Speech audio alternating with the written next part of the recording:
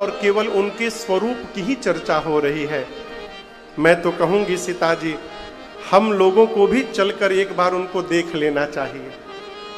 सीता मैया उस सखी को आगे करके और उसके पीछे पीछे चलने लगी। चली अग्र करी प्रिय सखी सोई। वो सखी गई और एक लता की ओट में आ करके उसने सीता मैया को राम जी का दर्शन कराया। जैसे मेरी माँ ने प्रभु को देखा हो, माँ को ऐसा प्रतीत हुआ कि जन्म जन्मांतर का खोया हुआ खजाना वापस प्राप्त हो गया हो। माँ गदगद हो गई। यहाँ गोस्वामी जी कहते हैं कि सीता मैया ने नेत्र बंद करके भगवान को बहुत देर तक देखा हृदय में। देखिए, मेरी प्रार्थना है आपसे, कहीं मंदिर जाइए ना तो मकराने का पत्थर न देखिए, न झूमर देखिए। मंदिर में गए हैं तो केवल भगवान को देखिए, ठाकुर जी को देखिए। और इतना देख लीजिए ना कि भगवान वाले मंदिर वाले भगवान मंदिर से निकलकर आपकी आंखों में छप जाएं और आप घर भी जाकर जब आंख बंद करिए तो आपको भगवान का दर्शन प्राप्त होने लगे। ये देखने का ढंग है। मां ने नेत्र के मार्ग से टकटकी लगाकर नहीं देख पा रही थी। क्यों? सोच रही थी सखियां क्या सोचेंगी, पराये पुरुष को सीता ऐसे देख रही है। तो सरकार मां ने उपाय निकाला है। क्या निकाला? लोचन मग, मग यानी रास्ता, मार्ग को मग कहते हैं। गोस्वामी जी कहते हैं सीता मैया ने लोचन मग राम ही ओर आनी, दीन है पलक कपाट सयानी। लोचन मग, आंख के रास्ते से मां भगवान को प्रवेश कराई। राम जी को ले जाकर हृदय के सिंहासन पर सीता जी ने बिठा दिया। बिठाने के बाद सीता मैया सोची, जिस रास्ते ले गई हूं यदि वहां का गेट खुला छोड़ दिया तो राम जी भाग जाएंगे। तो आंख के रास्ते से ले गई थी।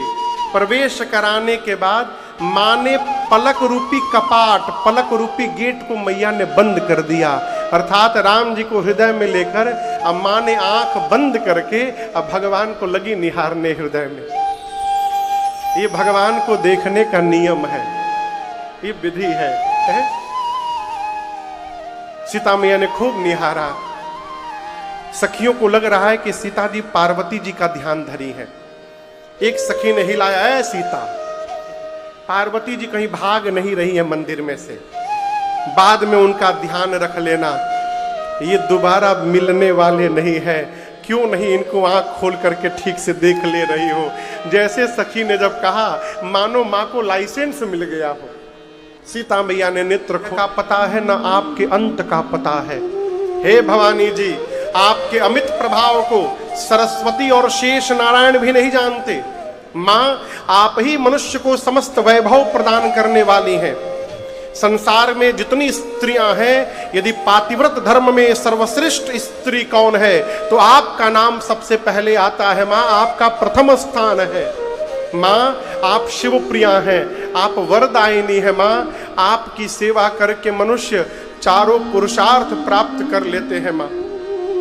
मां, आप सबके हृदय में रहती हैं, इसलिए आप सबके हृदय की बात को ठीक से जानती हैं।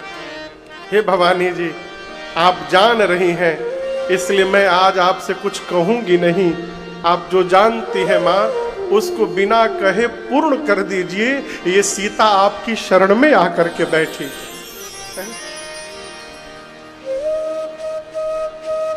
सीता मैया ने ये नहीं कहा कि हमको ये चाहिए।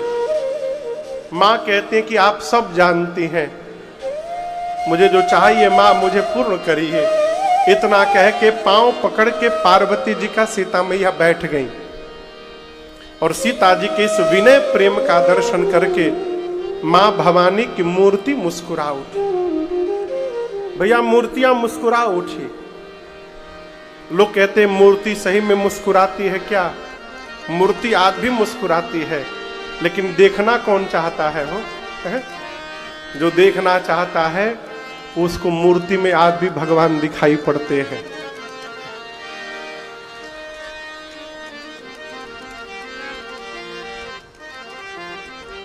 पार्वती जी की मूर्ति मुस्कुराई, गले की माला गिरी और पार्वती जी ने कहा, हे सीता जी, आज आप मेरे आशीर्वाद को सत्य समझिएगा। मैं आपको आशीर्वाद देती हूं। आपके मन में जो दूल्हा वर रचा बसा है वही आपको प्राप्त होने वाला है। सीता मैया ने कहा, मां और थोड़ा क्लियर करके बता दीजिए। तब पार्वती जी और स्पष्ट करके कहती हैं। ये छंद आप में से कई लोगों को याद होगा, साथ में गाते हैं। सीता मैया के साथ हम और आप पार्वती जी की शरण में बैठे हैं। पार्वती जी आशीर्वाद देती हैं, मनुजाहि राचेऊ मिली सोबर सहज सुंदर सावरो करुणा निधान सुजानशील स्नेह जानत रावरो एहि भांति गौरी अशीस सुनि सिया सही तहिया हरसी अली। एहि भांति गौरी अशीस सुनि सिया सही तहिया हरसी अली। तुलसी भवानी पूजे पुनि पुनि मुदित मन मंदिर कहे। तुलसी भवानी मुदित मन मंदिर चले। हाँ मुदित मन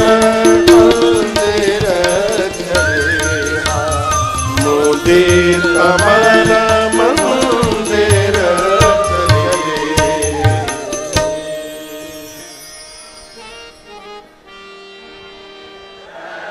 एक एक शब्द का अर्थ समझिए।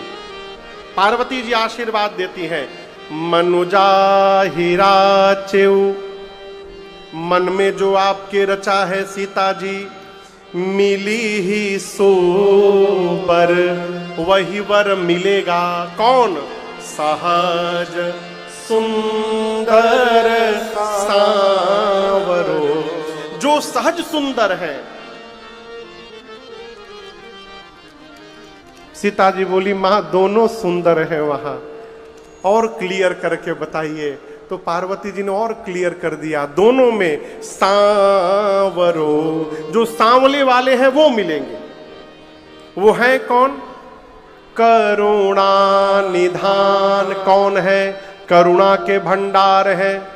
सुजान सज्जन है। शील शीलवान है। और हे सीता जी, स्नेह जानत रावरो, वो राम जी आपके प्रेम को ठीक से जानते हैं। सीता मैया जब ये वरदान सुनी न, पार्वती जी का गदगद हो गई हो। तुलसी भवानी पूजी पुनि पुनि मुदित मन मंदिर चले। सीता जी पूजा कर चुकी थी राम जी को देखने के पहले। सरकार दूल्हा चाह रही थी, देख करके आई, आशीर्वाद मिला। आशीर्वाद मिलते सीता जी ने कई बार पूजन किया, पूजी पुनि पुनि। पूजा कर दी थी तो फिर दोबारा क्यों करनी पड़ी? ये मां कहती है, जब मनोकामना पूरी हो जाए तो पूजा को बंद नहीं करना चाहिए, पूजन को और बढ़ा देना चाहिए। जब जीवन में मनोकामना पूरी हो तो पूजन को और बढ़ाना चाहिए, बंद नहीं करना चाहिए। कई लोग मिलते हैं, महाराज हमको एकादशी बैठाना है। अब आप लोग भी सुने होंगे, एकादशी का व्रत बहुत कर लिए, अब बैठा देना है। भोजन तो नहीं बैठाते हैं कहीं हो, कभी नहीं सोचा महाराज, अब सोचते हैं भोजन बैठा दे हम। नहीं, आदमी मुंह में घाव हो जाए तब वो खात है। जब तक शरीर साथ दे रहा है एकादशी का व्रत करते रहिए, नहीं बैठाना है। पूजन, बारंबार पूजन करके सीता मैया प्रसन्न होकर सखियों के साथ घर गईं। इधर राम लक्ष्मण जी पुष्पदल लेके गुरु जी के पास आए, दिए, पूजन हुआ। अब पूजन के बाद राम जी ने सब बता दिया। गुरुदेव, बाग में न जनक जी की बेटी जानकी मिली थी, हमको देख रही थी गुरु जी। गुरुदेव ने नेत्र बंद करके देखा, सीता जी को पार्वती जी ने आशीर्वाद दे दिया। बोले राम, वहां पार्वती जी ने आशीर्वाद दिया है, यहां मैं आपको आशीर्वाद देता हूं। सुफल मनोरथ हो तुम्हारे, राम लखन सुनि भय सुखारे। करि भोजन मुनिवर बेचारी, लगे कहन कछु कथा मुरारी। विगत दिवस गुर आय सुपाए, संध्या करन चले दो भाई। विगत दिवस गुर आय सुपाई, संध्या करन चले दो भाई। आशीर्वाद मिला है। अगला दिन आया जिस दिन धनुष यज्ञ होने वाला था। राम लक्ष्मण विश्वामित्र आदि मुनियों को जनक जी ने बुलवाया है रंगभूमि में। और आपको बताऊं, राम जी जैसे रंगभूमि में प्रवेश करते हैं, एक ही राम जी सबको अलग अलग दिखाई देने लगे। कैसे? उस सभा में जो असुर नकली चेहरा बना करके आए थे, उन असुरों को राम जी उनका काल दिखाई देने लगे। जो राजा इस घमंड में बैठे थे कि धरती पर मेरे से वीर कौन है, उन राजाओं को राम जी परम वीर दिखाई देने लगे। उस सभा में जो ज्ञानी राजा थे, उन राजाओं को राम जी परम तत्व दिखने लगे। वहां जो भगत लोग बैठे थे ना, उनको राम जी उनके भगवान दिखाई देने लगे। उनको लगा मेरा भगवान आ गया है। मिथिला के नर नारियों को तो लगा कि उनके कोई रिश्तेदार आ गए हैं। जनक जी और सुनैना जी को ऐसा लग रहा था कि मानो कोई पुत्र आ गया हो। गोस्वामी जी कहे बहुत लोग हैं, सबके बारे में लिखूंगा तो इसी में कथा रुक जाएगी। एक चौपाई कहता हूं, जिनकी रही भावना जैसी, प्रभु मूर्ति तीन देखी तैसी। सभी लोगों ने अपनी अपनी भावना के अनुरूप भगवान का दर्शन किया है। विश्वामित्र जी को जनक जी ने पूरे धनुष यज्ञशाला की रचना का दर्शन कराया और उसके बाद सभा के सबसे ऊंचे सिंहासन पर ले जाकर विराजमान कराया। अगल बगल छोटे आसन पर राम लक्ष्मण जी बैठे। सीता मैया आज्ञा मिलने पर पिताजी की रंगभूमि में आई है, हाथ में मां के जयमाल है। सखियां चारों ओर से घेर करके मंगल गीत गा रही हैं। मां के अलौकिक सौंदर्य का दर्शन करके जितने नर नारी थे सभा में, सब मोहित हो गए। सीता मैया अपनी मां सुनैना जी के निकट जाके खड़ी हो गई। अब जनक जी महाराज ने बंदी जनों को आदेश दिया है कि सभा के मध्य में खड़े होकर मेरा प्रण सुनाया जाए समस्त राजाओं को। बंदी जन बीच में जाके खड़े हुए, अपने दोनों भुजाओं को ऊपर उठा लिए। बोले बोले बंदी बचन बर सुनहु सकल प्रण विदेह कर कहि हम भुजा उठाई। बंदी जनों ने दोनों भुजाओं को ऊपर उठाकर प्रण सुनाया, हे दीप दीप की आए आप समस्त राजा महाराजा। आप समस्त राजाओं के भुजाओं का बल यदि चंद्रमा के समान है तो शंकर के इस पिनाक को राहु समझिएगा, राहु है ये। ये वही पिनाक है जिसकी कठोरता पूरा विश्व जान रहा है आज। ध्यान से देखिए, ये वही पिनाक है जिसको रावण और बाणासुर ने स्पर्श तक नहीं किया। इसकी कठोरता से सब परिचित हैं आज। ध्यान से सुनिएगा, इस राज समाज में आप में से जो भी राजा यहां आकर इस धनुष को उठाकर झुकाकर इसकी प्रतिष्ठा चढ़ाकर और इस धनुष को तोड़ेगा, त्रैलोक्य में उस राजा की जय जयकार होगी। और हम कहते हैं इस धनुष के टूटने के बाद हमारे महाराज श्री जनक जी की लाडली श्री जानकी जी बिना मन में कुछ विचार किए उस वीर का वरण कर लेंगी। यही हमारे महाराज जनक की प्रतिज्ञा है। जैसे बंदी जनों ने प्रण सुनाया, एक साथ 150-200 राजा खड़े हो गए। हम तोड़ेंगे, हम तोड़ेंगे। बंदी जनों का बैठो, सब लोग बैठो, सब लोग बैठो,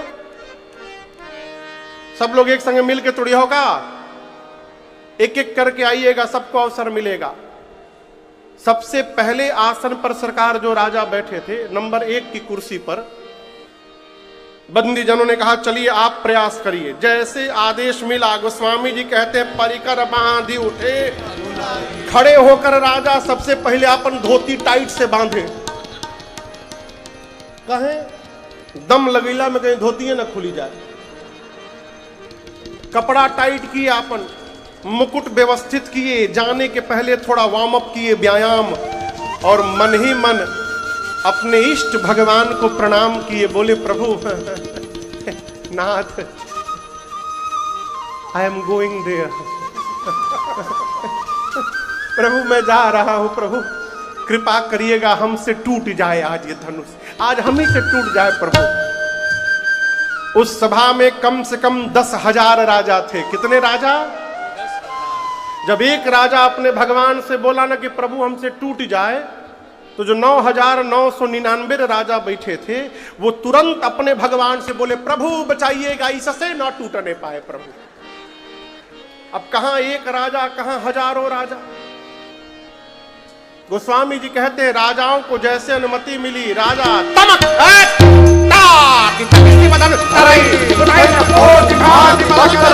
करोड़ों प्रकार यत्न करते हैं बैठकर घसीट कर, परंतु धनुष अपने स्थान से तिल मात्र नहीं खिसका। अंत में राजा धनुष को छोड़कर अपना सिर नीचे झुकाकर वापस जाने लगे। अब दूसरा राजा चला है उधर से पूरा व्यायाम करते, मैं तोड़ के दिखाऊंगा, मैं तोड़ूंगा। तो जो राजा वापस जा रहे थे वो राजा अपने मन में बोले हाँ हाँ जा जा जा जा जा जा, उठाइब तो बुझाई जा। एक एक करके राजा आते गए हो, तोड़ना तो बहुत दूर की बात, किसी ने धनुष को धरती से तिल भर इधर उधर नहीं खिसकाया। एक राजा की जब बारी आई ना बाबूजी, तो राजा अपने स्थान पे खड़े हुए, धनुष को देखे और प्रणाम करके बैठ गए। बगल का राजा बोला मैं किस कायर के बगल में बैठा हूं? उस राजा ने कहा मैं कायर नहीं हूं। उसने कहा मैं क्या बोलूं, हम लोग तो प्रयास भी किए, तुम तो प्रयास भी नहीं किए। उस राजा ने कहा मैं धनुष तोड़ने के लिए नहीं आया हूं, हम राजा कहलाते हैं, भूपति हैं, और जिस सीता का विवाह है वो इसी भूमि से जन्म ली है। इस नाते सीता हमारी बेटी हो गई। हम बेटी से विवाह करने नहीं आए हैं, बेटी को विवाह में आशीर्वाद देने आए हैं, इसलिए हम प्रयास करने नहीं जाएंगे। जिनके कछु विचार मन माही, चाप समीप महीप न जाए। एक एक करके राजा हार गए हो। जब किसी भी राजा से धनुष नहीं टूटा तो राजाओं ने मीटिंग की कि मिल के तोड़ दिया जाए। सब लोग मिल के तोड़। ये इतना बढ़िया फॉर्मूला है ना कि जब अकेले काम न बढ़े तो सब लोग एक संग जुटिया जाओ। यही फॉर्मूला देश में भी चल रहा है। देखिए हम कुछ बोल नहीं रहे हैं, हम तो कथा की बात कर रहे हैं। अकेले नहीं टूट पाए तो सब एक संग जमा हो जाओ। सभी राजाओं ने कहा मिल के तोड़ देंगे। एक ने कहा कि मिल के टूट जाएगा तो बिहवा के संग होई। मिल के तोड़ देंगे तो किसके साथ विवाह होगा? एक राजा ने कहा पहले टूटने दो इसको, टूटने के बाद हम आपस में युद्ध कर लेंगे। और जो उसमें विजेता होगा उसी से विवाह हो जाएगा। राजा बोले स्वीकार है। गोस्वामी जी कहते हैं 10,000 राजा। कितने राजा?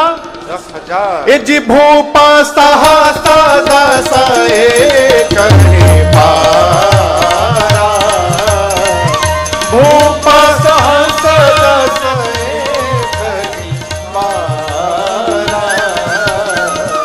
लगे उठावन टरे नटारा, लगे उठावन टरे नटारा, लगे उठावन टरे नटारा। 10,000 राजा एक साथ प्रयास किए हो, परंतु धनुष अपने स्थान से तिलमात्र भी इधर उधर नहीं डगमगाया। सभी राजा धनुष के हाथों अपनी कीर्ति वीरता गंवा करके अपने अपने आसन पर जाकर सिर झुकाकर नीचे बैठ गए। जनक जी महाराज जब ये देखे तो उनको आवेश आ गया, बर्दाश्त नहीं कर पाए, खड़े हो गए जनक जी। बोले दीप दीप से आए आप राजा महाराजा, आप में से कोई भी राजा ऐसा नहीं जो बोल दे कि मैंने उनको बुलाया हो यहां पर। आप समस्त राजा मेरा प्रण सुन सुनकर आए हैं और इस भ्रम में ना रहिएगा कि मैं पहचान नहीं रहा हूं। देवता देवता यहां वेश बदल करके विद्यमान है, निशाचर वेश बदल करके बैठे हैं, पाताल के नाग भी यहां उपस्थित हैं। क्या कह रहे थे आप लोग? अभी तोड़ देंगे? शर्म करिए, शर्म। तोड़ना तो दूर, आप में से किसी ने धनुष को तिलमात्र इधर उधर नहीं खिसकाया है धरती से। देखिए वही धनुष पड़ा है। एक बार मेरी बेटी को देखिए, एक बार। मेरी बेटी इतनी सुंदर कौन है धरती पर आज? ये कीर्ति वर्ण करने योग्य थी, परंतु मुझे आज ऐसा लग रहा है कि विधाता ने, ब्रह्मा ने इस धरती पर ऐसा किसी को बनाकर भेजा ही नहीं जो इस कीर्ति को जीवन में धारण कर सके। सावधान, कोई भी राजा आज के बाद नहीं बोलेगा मैं वीर हूं। कोई भी राजा, मैं जनक जान गया, धरती वीरों से रिक्त हो चुकी है। क्या बैठे हो? अब किस लिए बैठे हो इस सभा में? विवाह का आस छोड़िए और अपने अपने घर वापस लौट कर जाइए। आज यदि मैं प्रण का त्याग करता हूं तो मेरे जीवन भर की कीर्ति कलंकित हो जाएगी। प्रण पे टिका रहता हूं तो मेरी आंखों के सामने मेरी बेटी कुंवारी रह जाएगी। मैं जनक जानता, मैं यदि तनिक भी जानता कि धरती पर कोई वीर नहीं बचा है, पूरी सभा सुन ले, ऐसी प्रतिज्ञा करके संसार में उपहास का पात्र मैं कदापि नहीं बनता। जनक जी महाराज जब ललकारे वीरत्व को, बोले कि आज के बाद कोई अपने को वीर नहीं बोलेगा, धरती वीरों से रिक्त हो गई। लक्ष्मण जी सुनते एकदम तिलमिला उठे। राम जी बगल में बैठे, भैया बोला कैसे भैया? राम जी बोले शांत रहो, शांत रहो। राम जी ने लक्ष्मण जी को शांत किया। अभी लक्ष्मण जी का क्रोध शांत ही हुआ था, तब तक जनक जी ने दूसरी बार ललकार दिया, मैं जाऊं जनते हूं बिनु भट भूमि भाई, तो पन करी होते न हसाई। जानता धरती पर कोई वीर नहीं ऐसी प्रतिज्ञा कदापि नहीं करता। पहली बार क्रोध आया था तो लक्ष्मण जी राम जी को देखे थे, राम जी ने शांत करा दिया। दूसरी बार क्रोध आया तो लक्ष्मण जी देखबे नहीं किए, कूद पड़े। गोस्वामी जी कहते माखई लगा, होठ फड़फड़ाने लगे लक्ष्मण जी के, नेत्र से मानो अंगार बरसने लगा, कूद पड़े। बोले भैया क्षमा करिएगा, रघुवंश का एक छोटा सा बालक जहां पहुंच जाए, इस ब्रह्मांड में किसी की औकात नहीं, बोल दे धरती पर वीर नहीं। आप नहीं रहते, आप विद्यमान है। जनक ने बोला कैसे?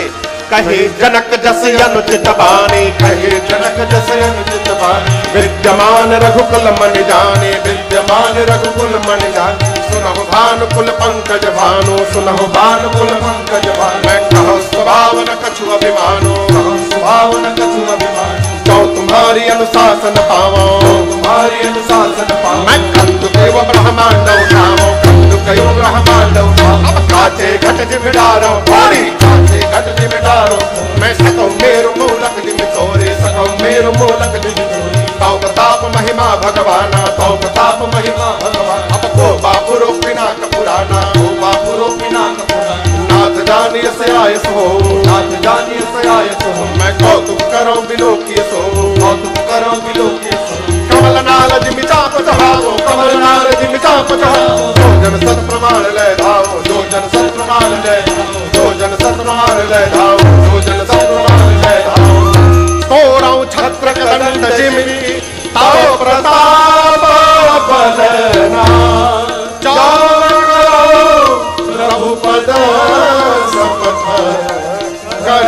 धरो धनु। लक्ष्मण जी गरजे, कहे भैया आप विद्यमान हैं और आपकी उपस्थिति में यह बात कही गई है। जनक ने बोला कैसे धरती पर कोई वीर नहीं है, आप बैठे रहिए, आप बैठिए, मुझे आज्ञा करिए, मुझे पूरी सभा सुन ले, ये धनुष क्या है। पूरी सभा के सामने बच्चे जिस प्रकार गेंद हवा में उछाल देते हैं, मैं पूरा का पूरा ब्रह्मांड उछाल दूंगा। बच्चे जिस प्रकार हाथ से कच्चे घड़े को फोड़कर चूर चूर करते हैं, मैं ब्रह्मांड को खंड खंड कर दूंगा। खेत से बच्चे जिस प्रकार मूली ले आते हैं, सुमेरु पर्वत को छिन्न भिन्न कर दूंगा। धनुष को उठाऊंगा, उठाकर 100 योजन तक दौड़ कर दिखाऊंगा। और यदि नहीं कर पाया प्रभु, आपके चरणों की सौगंध लेता हूं, लक्ष्मण अपने जीवन में दोबारा हाथ में धनुष बाण को धारण नहीं करेगा। लक्ष्मण जी गरजे, मिथिला में धरती की गति देखिए।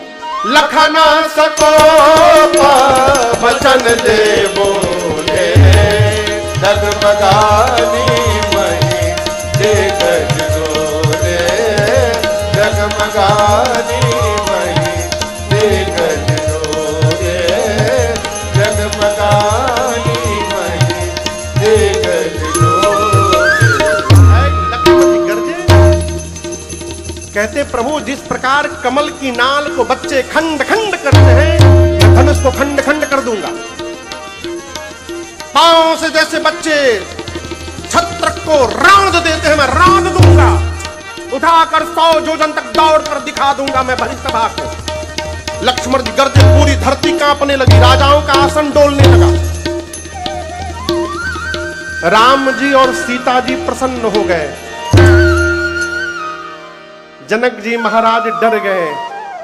अरे राम, अभी छोटका गरजा है तो पूरी धरती कांपने लगी, बड़का बैठा है अभी, छोटके खड़ा भया धरती को हिला के रख दिया। गुरुदेव भगवान विश्वामित्र जी जब लक्ष्मण जी की दहाड़ सुने ना, अपने आसन से उछल पड़े, बोले बाह चेला का ललकारा है आज। लेकिन हम आपको एक बात बताएं, लक्ष्मण जी इस आवेश में भी सावधान हैं। कहते प्रभु खंड खंड कर दूंगा, गेंद की भांति ब्रह्मांड को उछाल दूंगा, आकाश में फोड़ दूंगा, सुमेर पर्वत को छिन्न भिन्न कर दूंगा, सब करूंगा, लेकिन अपने बल के भरोसे नहीं करूंगा प्रभु, ये सब आपके प्रताप से और आपके भरोसे करूंगा, आपके बल से करूंगा मैं। लक्ष्मण भैया पहुंच गए हैं, धनुष के पास हाथ बढ़ा दिए हैं। राम जी ऊपर बैठे, कहते भैया कहिए तोड़ दूं। राम जी मन में सोच रहे हैं तोड़ना हमको है, ये छुटके तैयार है तोड़ने के लिए। विश्वामित्र जी राम जी से बोले जल्दी बुलाओ, कहीं तोड़ी मत देवो, जल्दी बुलाओ उसको। लक्ष्मण जी राम जी को देख रहे थे। राम जी ने लक्ष्मण भैया को पितृ देवताओं से प्रार्थना करने लगे, हे पितृदेव, आप लोग हम लोगों के जीवन के सारे सत्कर्म का पुण्य ले लीजिए, सब ले लीजिए, हम सब दे रहे हैं। उसके बदले में केवल एक कार्य करिए, बच्चे जैसे कमल की नाल को तोड़ देते हैं ना, आज ये धनुष राम जी के हाथों तुड़वा दीजिए, हम जीवन में दोबारा कभी कुछ कहेंगे नहीं आपसे।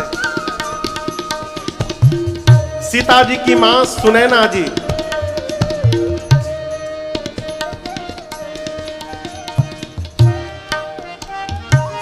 राम जी को धनुष की ओर जाते देख करके ना बेचैन हो गए। सखी से बोली, सखी क्या इस सभा में कोई भी बुद्धिमान नहीं बैठा है? एक भी बुद्धिमान? क्या सभी लोग तमाशा देखने के लिए आए हैं? जिस धनुष को रावण और बाणासुर ने स्पर्श भी नहीं किया, उसको ये बालक तोड़ेगा? मान सरोवर में रहने वाला हंस अपने सिर पर मंदराचल उठाने जा रहा है, कोई मना क्यों नहीं करता? ये बच्चों का कार्य नहीं है। सखी ने कहा, महारानी जिसको आप छोटा समझ रही है ना, वही आज बड़ा कार्य करके दिखाने वाले हैं, भरोसे में रहिए केवल आप। इधर सीता मैया पार्वती जी से कहती है, हे भवानी जी, हे भगवान शंकर, आज इनके हाथ से धनुष तुड़वा दीजिए ना। गणपति जी से सीता जी कहती है, हे गणपति जी, अच्छा आप बताइए, गणेश जी भारी है कि हल्के? बोलिए।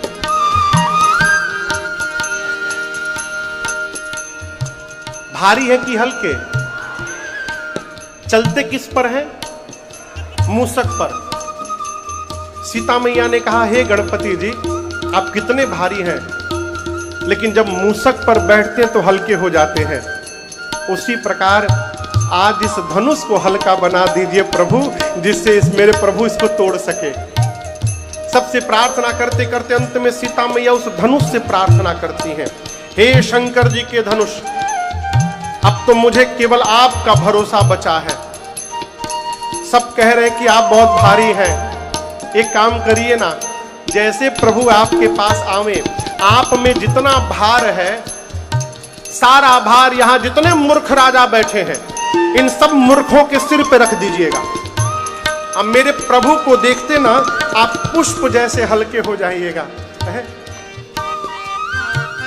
मां की व्याकुलता देख करके राम जी समझ गए कि अब विलंब करना उचित नहीं है। राम जी धनुष के पास जाकर धनुष को देखने लगे। लक्ष्मण जी गुरु जी के पास हैं। लक्ष्मण जी देखे कि भैया धनुष को उठाने वाले हैं। लक्ष्मण जी खड़े हो गए।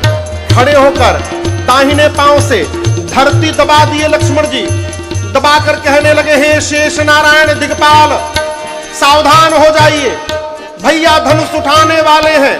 आप सभी लोग मिलकर धरती को पकड़ लीजिए, कहीं ऐसा ना हो जाए कि धनुष के साथ साथ धरती ही ऊपर उठ के चली आवे। आप लोग धरती पकड़ के बैठिए। राम जी धनुष की जाकर परिक्रमा लगाए हैं। प्रभु ने परिक्रमा लगाया, लगाकर प्रभु ने धनुष को प्रणाम किया। फिर धनुष के इष्ट भगवान शिव को प्रणाम किया। विश्वामित्र को प्रणाम करके आए थे।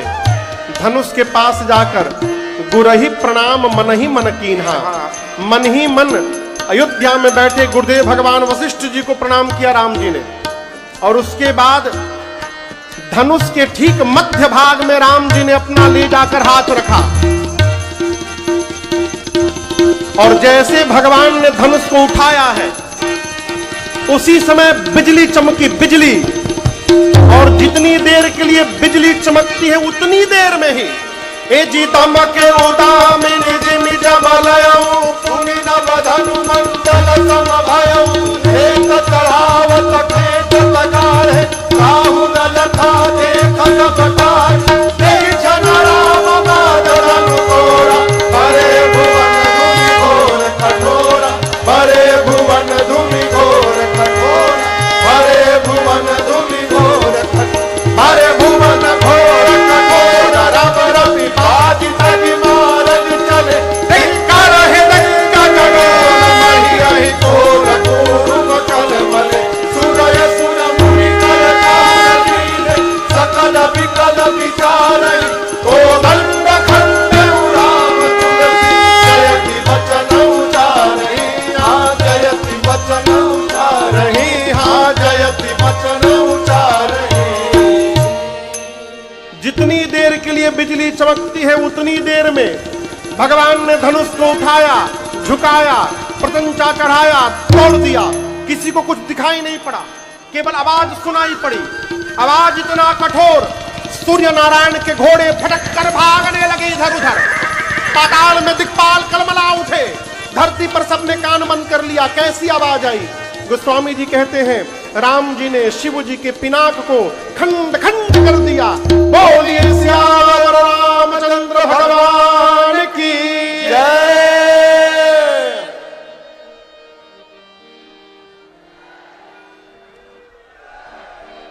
पूरे ब्रह्मांड में खलबली मच गई, लेकिन जिसके कारण मची है उसमें कोई हलचल नहीं है। भगवान परम शांत खड़े, जैसे मानो कुछ किया ही ना हो। पूरी मिथिला में लोग दौड़ के कहने लगे, भारी वाला धनुषवा टूट गया।